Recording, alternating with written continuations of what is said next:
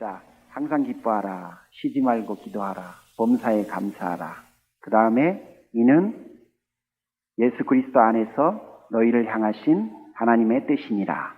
그러니까 하나님이 우리에게 당신의 사랑받는 자녀를 삼으신 후에 우리 안에 있기를 원하시는 그분의 뜻이라는 이야기예요. 그러니까 그분의 뜻이 항상 기뻐하고 쉬지 말고 기도하고 범사에 감사하는 건데, 우리가 두 번째 찬양에서도 봤지만 기도는 호흡이라고 그러잖아요. 자, 지금부터 제가 조심스럽게 접근을 할 건데 여러분 잘 들어줘야 돼요. 이번 주, 다음 주, 그 다음 주, 3주 동안에는 설교자의 의도를 좀 잘 따라와 주셔야 합니다. 저는 이 본문을 두 번째쯤 좋아하는 것 같아요. 그래서 제가 늘 머릿속으로 되뇌기는 본문 중에 하나예요. 가장 좋아하는 본문은 예수 그리스도를 믿으라. 그리하면 너와 내 가정이 구원을 얻으리라. 저는 그 본문을 제일 좋아합니다. 그리고 이 본문이 그 다음인 것 같아요. 그런데 지금부터는 저의 고백입니다. 항상 기뻐하라. 근데요, 솔직하게 이런저런 눈치를 보느라고 항상 기뻐하지 못했습니다. 쉬지 말고 기도하라. 철학기도, 금식기도, 새벽기도, 합심기도, 작정기도 다 했는데요. 정말 다양한 종류를 다 했는데 새벽기도 한번 빼먹잖아요. 그럼 그 다음날 얼굴을 못 들겠어요. 거기다가 기도를 쉬는 죄를 범하지 말라는 말까지 듣고 나면 엄청 무서워져요. 아니, 그렇게 열심히 기도를 하는데도 여러분 두려움이, 무서움이 찾아온다는 게 이게 말이 돼요? 범사에 감사하라. 모든 일에 감사하지 못하는 제 입장에서는 여러분 솔직히 이 말씀이 좀 불편한 사람하고 식사하는 자리 같은 그런 느낌이에요. 여러분은 모든 일에 감사하시나요? 예, 그러는 분이 계시네. 엔판티 유카리스테이테라고 하는 헬라어 본문이거든요. 엔판티는 매일이에요. 항상이 맞아요. 그러니까 매번마다 감사해야 하는 거예요. 모든 일에 감사해야 하는 거예요. 근데 우리 중에 어느 누가 모든 일에 감사할 수 있을까? 저는 안 돼요. 그래서 이 본문이 저한테 되게 불편해요. 그래서 의문이 생긴 거예요. 머릿속에 궁금증이 생겼어요. 아니, 많은 성도들이 암송할 정도로 사랑하는 이 말씀이 왜 우리에게는 불편하고 부담스러울까? 왜 나는 이 말씀이 내 마음속에 다른 생각들이 조금씩 들어올까? 그러면 하나님이 나에게 말씀하신 그 말씀의 의도가 뭘까? 이게 오늘 여러분과 함께 이야기하고 싶은 핵심 내용이에요. 불편하고 부담스럽게 여기는 근거가 뭐냐면 이 본문이 명령형으로 되어 있기 때문에 그랬습니다. 항상 기뻐하라. 명령형이잖아요. 그래서 나는 항상 기뻐해야만 해. 나는 늘 기도해야만 해. 나는 모든 일에 감사해야만 해. 못할 때는 하나님의 말씀을 어기는 것 같은 생각이 드는 거예요. 그래서 본문이 불편하고 부담스러운 느낌이 있는 겁니다. 하나가 데니얼 월러스라고 하는 분이 쓴 Greek Grammar Beyond the Basics라고 하는 책이 있는데 그 책의 명령형은 명령, 금지, 요청, 허용 등으로 사용된다고 되어 있어요. 그러니까 이게 무슨 이야기냐면 엄마가 자녀들에게 공부해라 라고 하면 이 명령형이 명령이죠. 하나님이 안식일을 거룩히 지키라 명령했잖아요. 이 명령형은 명령이에요. 그렇죠? 그런데 이곳에서 수용하지 마세요.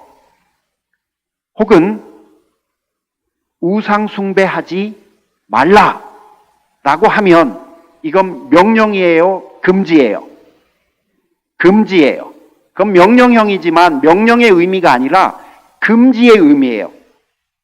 자, 그런 것처럼 나이키 광고 있잖아요. 나이키 광고가 명령형으로 돼 있어요. 뭐라고 돼 있죠? 영어로 just do it. 이게 명령형이에요. 그러면 명령의 의미면 뭔 말이에요? 하지 마. 아니, 해봐. 그 말이잖아요. 해봐. 해봐. 그렇죠? 자, 해봐. 그냥 하라니까? 그냥 해. 이런 말이잖아요. 왜 쳐다만 보고 계세요? 제가 잘못 설명했어요? 혜영자매, just do it. 뭔 말이에요? 에? just do it. 무슨 의미? 그냥 해. 자, 그냥 해. 그런 말이 되겠죠. 그러니까 만약에 그거를 명령으로 이해를 하면 무조건 그냥 해. 내 말대로 해. 뭐 그런 뉘앙스를 가지고 있겠죠. 근데 나이키가 그런 뉘앙스로 이 명령형을 사용하지는 않았을 거예요. 한번 해보세요. 해도 돼요. 그래도 된다니까요. 그런 뉘앙스와 그런 의미를 가지고 있을 거예요. 그래서 just do it은 어쩌면 명령보다는 권유를 했거나 아니면 요청일 가능성이 훨씬 더 커요. 이런 것처럼 명령형으로 돼 있다고 해서 모든 게 다 명령은 아니에요. 그러니까 맛있는 걸 해놓고 여러분의 배우자가 이야기를 하는 거예요. 갈비찜 해놨으니까 드세요. 드세요. 이게 말이 좋아 한국말로 드세요지 영어로는 먹어거든? 그렇잖아요. 영어로는 먹어잖아요. 이게 명령형이거든. 근데 그게 먹어라? 안 먹으면 알지? 이런 말이 아니에요. 드세요. 권유하는 거예요. 혹은 먹어도 돼요? 그거는 당신 먹으라고 해놓은 거예요? 그런 말인 거예요. 그러니까 명령형은 단지 그냥 명령만을 하는 의미를 넘어서서 하라고 하는 권유도 있고 해도 된다는 허용도 있는 거예요. 그래서 오늘 본문에 있는 항상 기뻐하라가 명령인지 권유인지 허용인지 금지인지 어떤 것에 속할지를 우리가 판단해야 돼요. 자, 이거를 항상 기뻐하라를 명령으로 한번 이해를 해보면 어떤 표현이 될까요? 너는 항상 기뻐해야 해. 이 말은 안 기뻐하면 안 될 것 같은 뉘앙스가 담겨져 있는 거예요. 그 다음에 여러분 요청으로 이해하면 무슨 말일까요? 항상 기뻐해 줄래? 이런 말이에요. 허용으로 이해하면 항상 기뻐해도 돼. 라는 의미가 돼요. 자, 그러면 이제 여러분이 그 셋 중에 어떤 의미일지를 한번 판단해 보세요. 너는 항상 기뻐해야만 해. 인지, 기뻐해도 돼. 인지, 기뻐해 줄래? 인지. 여러분, 어떤 의미 같으세요? 생각해 보세요. 자, 그 다음에 한번 가볼게요. 마태복음 6장 9절. 이렇게 기록되어 있어요. 한번 읽어보실래요? 하늘에 계신 우리 아버지여. 하나님을 뭐라고 부르죠? 아버지라고 불러요. 다르게 표현하면 하나님이 내 아버지라는 거예요. 아버지가 내 하나님이야. 내 하나님이 아버지야. 그럼 나는 뭐가 되는 거죠? 자녀가 되는 거예요. 사실은 하나님께서 예수 그리스도를 통해서 나에게 하고 싶었던 일이 뭐냐면 나를 다시 당신의 자녀로 삼는 거예요. 그래서 우리가 이미 잘 알아요. 우리는 예수 그리스도를 통해서 하나님의 자녀가 되었고 그 일을 통해서 하나님이 나의 아버지가 다시 되신 거예요. 그렇죠? 그래서 마태복음 6장 9절에서는 하나님을 우리가 아버지로 불러도 된다고 예수님이 우리에게 가르쳐 준 거예요. 주기도문을 할 때 하늘에 계신 우리 아버지요 라고 기도해도 된다는 거예요. 그러니까 하나님이 내 아버지가 되어주셨고 나는 그분의 자녀가 된 거예요. 그 다음 한번 봐볼게요. 로마서 8장 32절에 이렇게 돼 있어요. 한번 읽어볼까요? 자기 아들을 아끼지 아니하시고 우리 모든 사람을 위하여 내어주신 이가 어찌 그 아들과 함께 모든 것을 우리에게 은사로 주지 아니하시겠느냐. 똑같아요. 자기 아들을 아끼지 아니하셨다라고 하는 것은 십자가 이야기를 한 거예요. 그렇죠? 하나님이 나를 자녀 삼아 주신 것, 다시 하나님이 내 아버지가 되어 주신 그 이야기를 이야기한 거예요. 그러니까 하나님이 나를 위해서, 나를 자녀 삼기 위해서, 다르게 표현하면 하나님이 내 아버지가 되기 위해서 하나님은 자기 아들을 나를 위해서 아끼지 않으셨어. 우린 다 이해하고 인정하죠. 그렇죠? 그걸 통해서 내가 하나님의 자녀가 된 거예요. 그런데 자녀된 우리에게 뭐라고 하냐면 모든 것을 은사로 주지 않겠느냐라고 돼 있는데 이게 개역 한글 번역이에요. 개역 개정은 은사라고 하는 단어가 없어요. 모든 것을 우리에게 주시지 않겠느냐라고 돼 있어요. 새번역은 모든 것을 우리에게 선물로 주지 않겠느냐라고 돼 있어요. 영어 성경인 NET 바이블에는 값없이 free, 공짜로라고 번역을 해놨어요.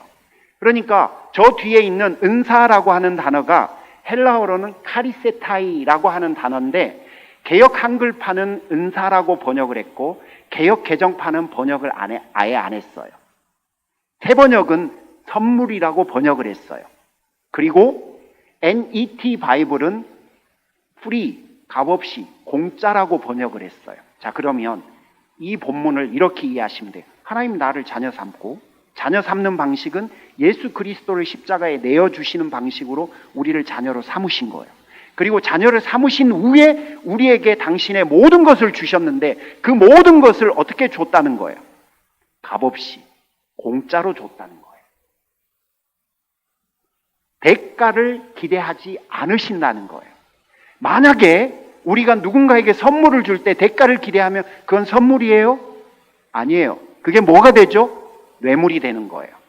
하나님이 나를 자녀로 삼고 나를 자녀로 삼은 후에 그분이 나에게 어떤 것을 기대하고 예수 그리스도를 나에게 주셨다면 절대 저 용어를 쓰실 수 없어요. 그 다음에 에베소서 2장 8절에 한번 봐보세요. 시작. 너희는 그 은혜에 의하여 믿음으로 말미암아 구원을 받았으니 이것은 너희에게서 난 것이 아니요 하나님의 선물이라. 선물이라고 또 되어 있죠. 이 이야기는 그분이 나를 자녀로 삼으시고 그분이 나를 구원하신 것에는 내가 자녀가 된 이후에 다시 거둬들일 뭔가가 있어서가 아니라는 이야기예요. 자, 그러면 이렇게 되는 거죠. 하나님 나를 자녀 삼으셨고 그분이 나를 자녀로 살게 하셨어요. 그리고 자녀로 살게 하신 이후에 그분이 나에게 내가 너를 위해서 어떻게 했는지 알지? 내가 독생자까지 희생한 거 너희들 잘 알지? 이제는 갚아야지. 이 정도는 해야 되는 거 아니야? 염치가 있어야 될 거 아니야? 나는 접근이 아니라는 겁니다. 그러면 데살로니가전서 5장 16절 18절은 뭡니까? 무슨 의도로 우리에게 주신 겁니까? 저는 이 말씀이 근거라고 봐요. 누가복음 10장 3절. 내가 너희를 보냄이 어린 양을 이리 가운데로 보냄과 같도다.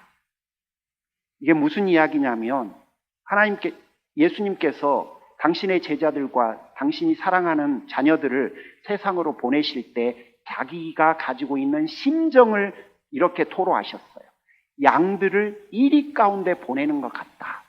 그리고 나서 요한복음 17장에 오면 뭘 요청하시냐면 하나님, 당신의 자녀들입니다. 내 양이 당신의 양들입니다. 그러니 이 양들을 보호하고 지키고 책임져 주십시오. 그러면서 하나를 요청해요. 뭘 요청합니까? 성령을 요청해요. 하나님의 자녀들이 하나님의 자녀로서 세상을 살아갈 때 그들을 지키고 보호하고 이끌고 인도해야 될 필요성이 너무 절실해. 왜냐하면 양들을 이리 가운데 보내는 것 같으시니까. 그래서 성자가 성부에게 요청을 해요.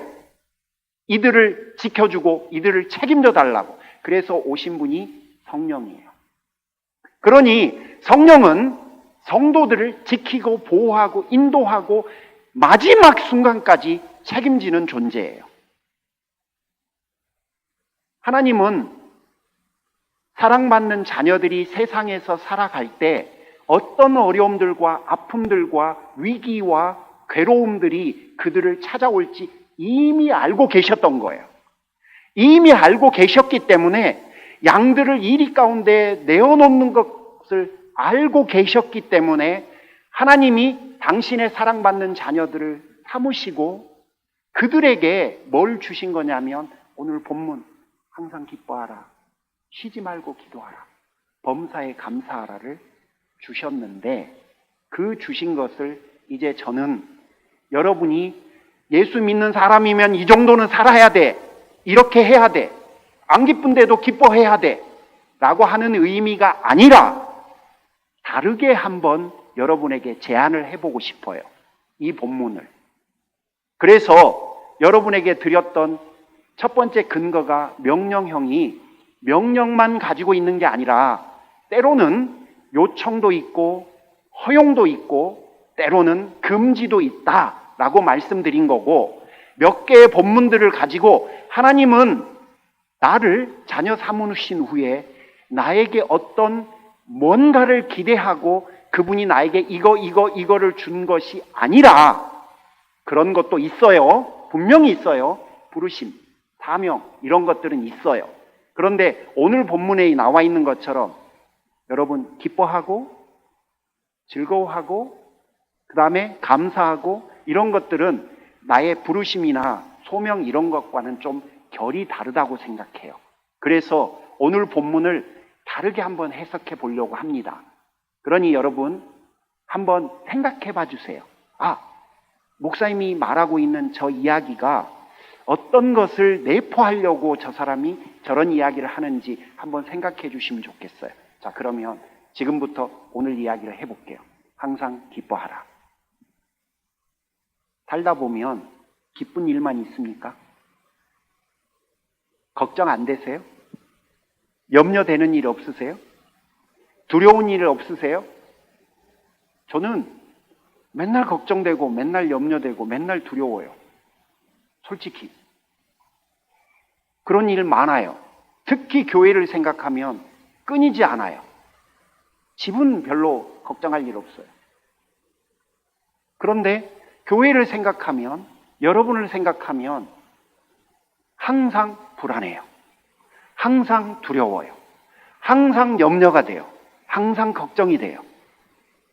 내가 잘못하면 어떡하지? 나 때문에 또 누군가가 상처를 받으면 어떡하지? 지금까지 제가 목사하면서 저 때문에 몇 명이 상처를 받았겠어요? 수십 명이 받았어요. 그러니 시간이 흐를수록 그런 걱정과 염려는 더 커져요. 혹시 누가 안 나오면 내가 뭘 잘못했나? 저 솔직히 그래요. 그래서 하나님, 언제까지 이런 걱정을 해야 합니까? 언제까지 이런 염려를 해야 합니까? 하지 마세요. 믿음이 없구만요. 여러분 누군가가 또 그러시려나요? 안 그래요. 그런 건 다른 거예요. 여러분이 여러분 부모님을 위해서 걱정하잖아. 부모님이 연세가 드실수록 염려가 되잖아요. 또 언젠가 이 부모님이 나를 떠날지도 모른다는 두려움이 오잖아. 여러분 자녀를 위해서 결혼시켰다고 걱정이 안 되나요? 걱정하잖아요. 직장이 있다고 노후가 편안할 거라고 생각하시나요? 안 그렇잖아요. 우리 인생이 그래요. 자, 우리는 그렇게 살아갈 거를 하나님은 다 알아요. 그런데 그런 염려와 두려움과 걱정에 살아갈 것을 그분은 다 알잖아요. 아는 그분이 나에게 5장 16절 본문을 준 거예요. 뭐라고? 항상 기뻐하라. 이 말은 너는 언제든지 기뻐해도 돼. 이게 뭔 말이냐면요. 네가 하고 있는 염려하고 걱정은 아버지인 내가 맡을게. 너는 나의 사랑하는 자녀니까 걱정은 나에게 주고 너는 기뻐해도 돼. 그 이야기예요. 여러분 자녀들 한번 생각해 보세요. 여러분 자녀들이 막 이런저런 걱정을 하는데 그런 이런저런 걱정거리를 여러분한테 지금 털어놔. 엄마한테. 그때 엄마가 너 왜 그래? 나도 살기 바빠. 네 일은 네가 알아서 해. 왜 그 스트레스 받는 이야기를 나한테 하는 거야 지금? 그 불편한 이야기는 다 네가 알아서 하고 나한테는 그냥 용돈만 줘. 그렇게 말하는 부모 있어요? 아무도 없어요. 아무도 없어요. 내가 비록 능력이 없어도 부모는 들어줘요. 그래, 네가 나한테 말하면서 잠시라도 내가 그 걱정을 너하고 함께 공유해 주마. 그런 심정으로 부모는 다 들어주는 거예요. 하나님이 지금 뭘 하고자 하는 거냐면 지금 우리한테 그거 하라는 거예요. 내가 아무리 하나님의 사랑받는 자녀로 인생을 아무리 열심히 살아도 염려하고 걱정하고 두려운 수많은 것들이 나를 찾아올 거라는 걸 하나님은 다 아세요. 그런데 내가 그거를 감당해가고 내 어깨, 양쪽 어깨에 짊어지고 살아가는 나를 향해서 하나님이 오늘 본문을 주신 거예요. 너는 그 걱정거리하고 두려운 것과 염려되는 것을 나에게 맡기고 내가 그거를 짊어져 줄 테니까 너는 내가 너의 아버지가 되어줄 거고 너는 나의 사랑받는 자녀로 살면 돼. 그러니 너는 항상 기뻐하라는 안 기뻐도 기뻐해야 돼. 그런 말이 아니라 기뻐하지 못할 만한 상황이 벌어졌을 때 기뻐하지 못할 만한 그 상황을 나에게 주고 너는 내가 너의 아버지라는 사실을 기억하고 내가 그 문제들을 해결해 줄 테니 너는 그거를 믿고 신뢰해도 돼. 그래서 너는 항상 기뻐해도 돼. 기쁨만 너가 가지고 살아가도 돼. 어려운 일들, 힘든 일들은 나에게 가져와. 내가 다 책임져 줄게. 내가 너의 아버지가 되어 줄게. 그런 이야기예요. 근데 이게 만약에 명령으로 바뀌잖아요. 나는 하나도 안 기쁜데 걱정돼 죽겠고 힘들어 죽겠는데 웃어야 돼. 기뻐하라고 그랬으니까. 하나님이 그런 분이 아니라는 거예요. 그런 분이 아니고 그분은 내가 아무리 자녀로 살아도 인생이 어떻게 살 수밖에 없다는 걸 알고 계셨기 때문에 그 알고 계셨기 때문에 아버지인 그분께서 자녀인 나에게 내가 너의 아버지가 되어 주마 하면서 주신 약속이 이거예요. 그래서 기뻐하라는 명령이고 책임이고 의무가 아니라 하나님이 자녀들에게만 주신 특권이고 권세예요.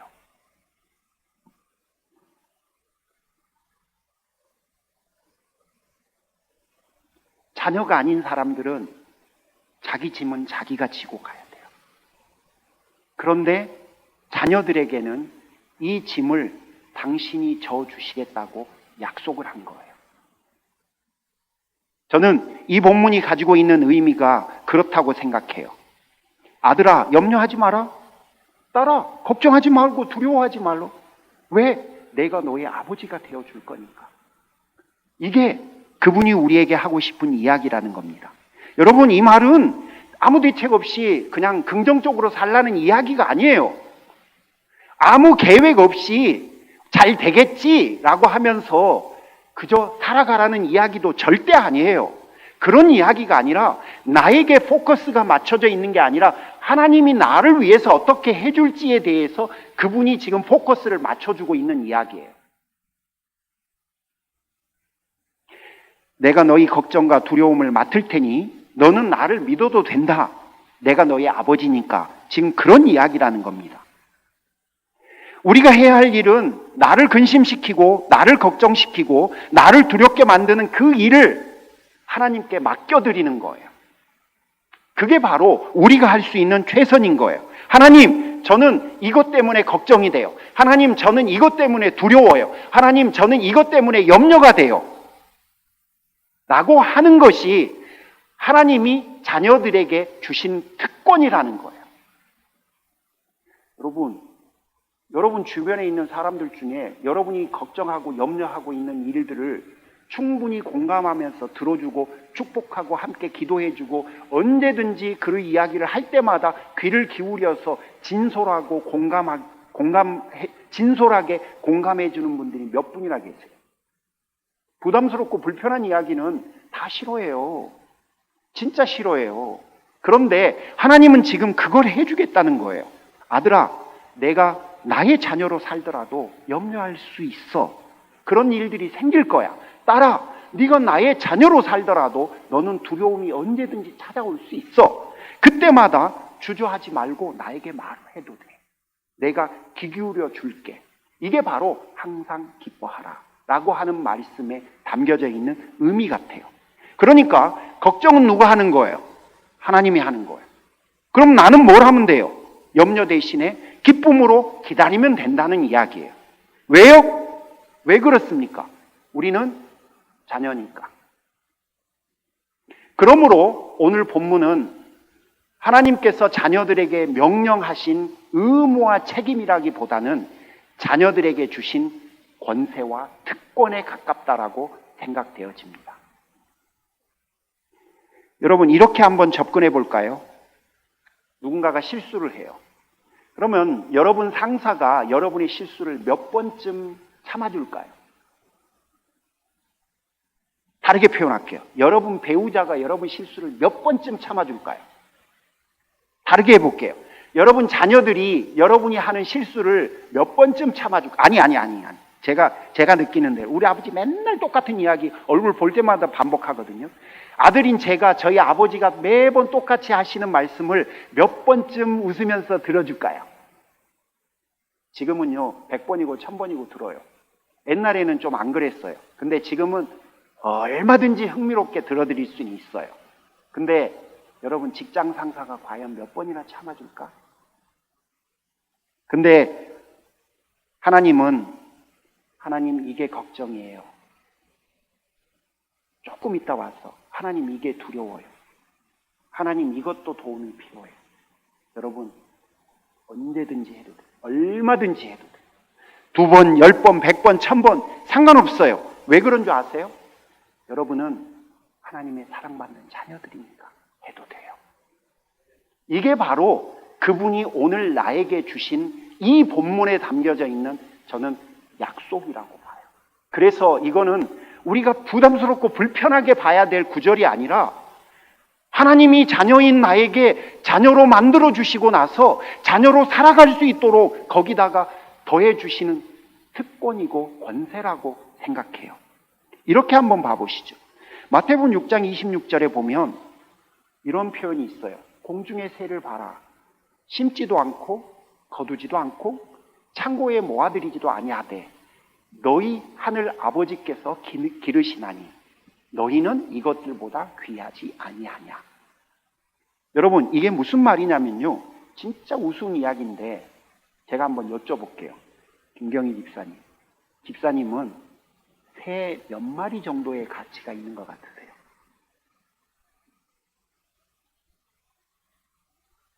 100마리? 1000마리? 10,000마리? 10마리? 오케이, 10마리만 해도 대단한 거예요. 새 한 마리는 심지도 않고 거두지도 않고 창고에 모아 들이지도 않는데 아버지께서 길러줘요. 한 마리를. 근데 10마리보다는 좀 더 될 것 같은데 10마리의 가치가 있으면 저보다 더 귀하게 하나님이 집사님을 지키고 먹이고 보호하고 이끈다는 이야기예요. 여러분 이게 이해가 가세요? 그러므로 그분이 나를 얼마나 귀하게 여기시는지를 비유적으로 표현하기 위해서 저 본문이 있는 건데, 저 본문에서 새 한 마리도 하나님이 귀하게 여기시니 내가 너희를 얼만큼 귀하게 여기겠느냐? 왜? 아버지니까. 하늘 아버지니까. 아버지가 너희를 얼만큼 귀하게 여기겠느냐라고 우리에게 그분의 마음을 드러내 준 거예요. 저는 진짜 좋아하는 찬양인데, 찬송가 158장에 서쪽 하늘 붉은 노을 영문 밖에 빛이 누나, 그 찬양 기억하시죠? 이게 주기철 목사님이 작사한 곡이고, 제가 듣기로는 순교하기 때 이 곡을 부르셨대. 서쪽 하늘 붉은 노을. 근데 여러분, 이분이 신사참배를 거부하다가 사모님과 네 아들을 남겨두고 1944년 46세의 나이로 순교합니다. 46세예요. 아내가 있었고 아들이 4명이에요. 마지막 강의라는 책으로 잘 알려진 카네기 멜론 대학의 랜디 포시라고 하는 분은 6살, 3살, 18개월 아이를 둔 46세의 가장이었어요. 근데 이분이 췌장암 말기로 6개월 시한부 선교를 받아요. 그리고 그는 남겨진 기간을 기쁨과 감사로 살다가 주님께 가요. 의아하지 않으세요? 아내가 있고 자식이 4명이 있는 주기철 목사님이 기쁨으로 순교를 해요. 아내가 있고 어린 아이들이 셋이 있는 랜디 포시가 기쁨으로 주님 앞에 안겨요. 어떻게 그럴 수가 있어요? 연금을 많이 들어놨을까요? 유산을 많이 남겼을까요? 아니, 어떻게 그럴 수가 있을까요? 그분들이 바로 오늘 본문의 사실을 믿었을 거예요. 즉, 하나님이 내 아버지 되어 주셨듯이 하나님께서 내 남겨진 아이와 아내의 아버지가 되어 주실 것을 그들은 동일하게 믿었을 거예요. 그래서 마지막까지 기쁨으로 그 여정을 걸어갔을 겁니다. 여러분, 마태복음 6장 34절이 이렇게 말을 해요. 그러므로 내일 일을 위하여 염려하지 말라. 여러분, 기뻐하셔도 됩니다. 하나님이 내 아버지 되어 주실 거니까 기뻐하셔도 돼요. 언제든지 여러분이 가지고 있는 염려와 걱정과 두려움들은 하나님 앞에 내려놓고 여러분은 기뻐하셔도 됩니다. 마지막 한 가지 얼른 알려드릴게요. 목사님, 기쁘지 않는데 기뻐하는 거는 위선 아닌가요? 아니, 기쁘지 않는데 어떻게 기뻐합니까? 그거는 강요 그거는 거짓말 하는 거 아닌가요? 네, 여러분, 이 본문의 비결이 있어요. 갈라디아서 1장 3절 한번 봐보실래요? 한번 같이 읽어볼까요? 우리 하나님 아버지와 주 예수 그리스도로부터 은혜와 평강이 있기를 원하노라. 여러분, 은혜와 평강은 누가 가져다 주는 거예요? 하나님과 예수님에게서 오는 거예요. 다르게 표현하면 여러분, 우리가 기쁠 수 있는 거는 상황 때문에 기뻤던 게 아니라요, 하나님 때문에 기뻤던 거예요. 근데 상황이 최악이 되고 나빴다고 우리가 기뻐하지 못할 이유가 없는 거예요. 근데 내가 기쁘지 않는 이유는요, 상황 때문에 안 기쁜 거지 하나님 때문에 안 기쁜 게 아니에요. 따라서 상황 때문에 안 기쁘다고 내가 나는 상황 때문에 안 기뻐하는 선택을 하는 게 아니라 상황은 안 기쁘지만 기뻐할 거야 라고 했다고 그게 위선적이지는 않아요. 빌립보서 4장 4절 기뻐하라고 돼 있는데 뭐라고 돼 있죠? 주 안에서 라고 돼 있어요. 환경 때문에 라고 되어 있지 않아요. 상황 때문에 기뻐하라 라고 되어 있지 않아요. 자녀들이 누리는 기쁨의 원천은 하나님이에요. 그러므로 상황이 안 기쁘다고 내가 기뻐해, 위선이에요. 어느 누구도 말할 수 없어요. 다음 본문 봐보십시오. 로마서 14장 17절 같이 한번 읽어볼까요? 하나님의 나라는 먹는 것과 마시는 것이 아니요 오직 성령 안에 있는 의와 평강과 희락, 기쁨이 있는데 그게 누구한테서 오는 거예요? 성령이라고 돼 있잖아요. 다음 본문 한번 봐보십시오. 갈라디아서 5장 22절 우리가 잘 아는 본문이에요. 시작. 오직 성령의 열매는 희락과, 중간에 제가 좀 생략했습니다. 기쁨이 좋은 상황이 가져다 준다고 성경은 말하지 않아요. 성령이 가져다 준다고 되어 있어요. 따라서 우리를 기쁘지 않게 만드는 것은 상황이지만 우리가 그런 좋지 않은 상황 속에서도 기뻐할 수는 있는 이유는 하나님 때문이에요. 하나님이 내 아버지시니까. 그러니까 상황이 최악이고 내 뜻대로 아무것도 이루어지지 않는데도 나는 기쁠 수 있어요. 왜? 하나님 때문에 기쁨은 오는 거니까. 위선 아닌가요? 그럴 리가요. 만약에 우리가 항상 기뻐했던 게 좋은 상황과 여건과 환경 때문이었다면, 내 상황에 처했으면 여러분 그건 위선이에요. 그러므로 여러분 어떤 상황에 처하든 어떤 여건에 처하든 어떤 환경에 처하든 성도는 기뻐해도 됩니다. 왜 기뻐해도 돼요?